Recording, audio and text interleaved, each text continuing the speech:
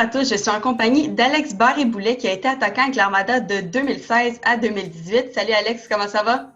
Salut, ça va bien, toi?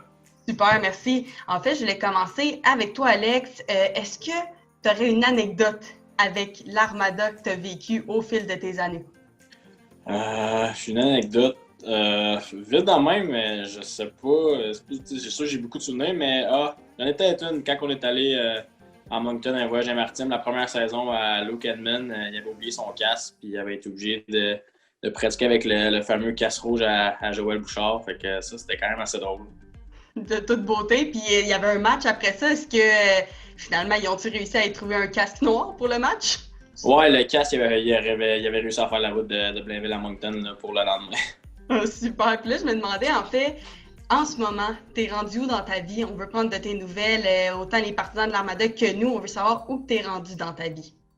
Ben là, si c'était pas du COVID, j'aurais commencé ma troisième année professionnelle dans l'organisation du Lightning. Je sais pas si ça aurait été où encore. Là. Ça fait 2 ans que je suis à Syracuse, donc ça allait super bien pour moi. Mais sinon, c'est ça répète avec le Lightning ou avec le Crunch. Là. J'ai hâte de voir ce qui va arriver dans le futur, mais pour l'instant, c'est ça qui en est pour moi. Là. En ce moment, je suis la rive sud de Québec avec ma blonde et mes 2 chiens, puis on attend de voir ce qui va se passer. Là.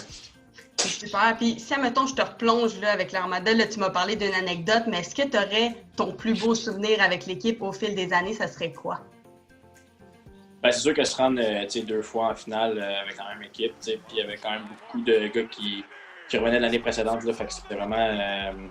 Se rendre 2 fois en finale, c'était assez impressionnant, mais je pense que toute l'année, la dernière année, dans le fond, là, on était fini premier au classement général, on a eu 50 victoires.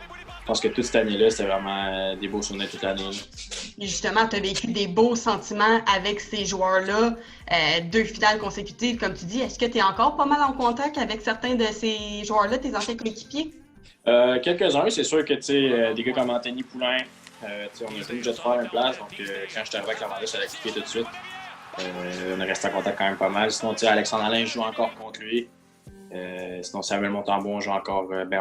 J'ai joué comme ma première année dans la Ligue américaine. Sinon, c'est sûr qu'on essaie de se parler de temps en temps, mais tout le monde est rendu un peu ailleurs dans leur vie.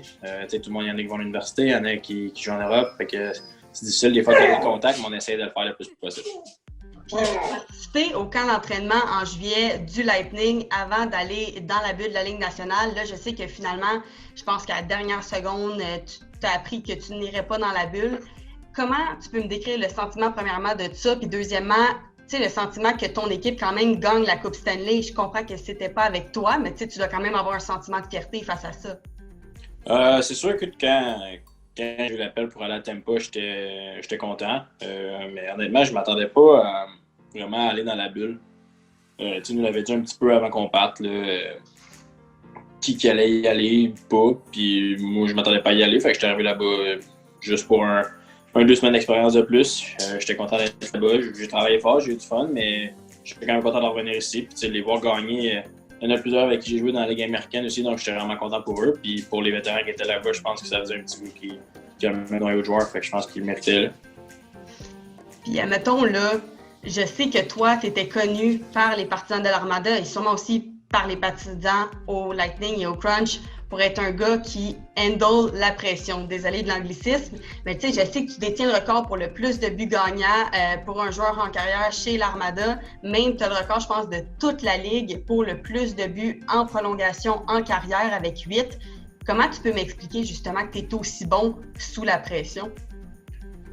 Je sais pas. Je pense que j'ai toujours eu cette confiance-là depuis que je suis jeune de vouloir faire le but qui fait la différence. Je pense que tout le monde est comme ça. Tout le monde veut y aller en prolongation. Tout le monde veut faire le but qui va faire gagner l'équipe. Je pense que surtout avec l'Armada, quand on allait 3 contre 3, à la fin, on avait vraiment un bon trio. C'était souvent moi, Alexandre Alain et Toby Pocket qui sont les 3-20 ans qui commençaient à la prolongation. Puis des fois, la majorité du temps, c'était pas trop long que c'était fini. Fait que, des crédits, il ne revient pas juste à moi. Je pense que cette année-là, on avait vraiment un bon trio pour commencer les prolongations.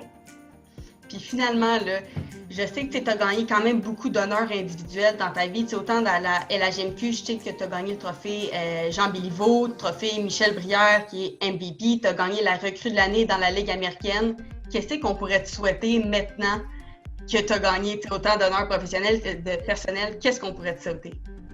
Un poste permanent avec le Lightning, ce serait assez sur Sunday. Je pense là, je pense que ça fait 2 ans que je suis à la Ligue américaine. Fait que là, je pense que je suis prêt à faire le saut. J'ai travaillé fort tout l'été. Écoute, avec le temps de plus que j'ai eu pour me préparer, là, j'ai hâte que ça recommence pour leur montrer qu'est-ce que je suis capable de faire puis que je me suis amélioré durant l'été. Ben super, merci beaucoup Alex d'avoir pris le temps de faire l'entrevue avec moi, puis on te souhaite vraiment le meilleur pour le futur. Merci.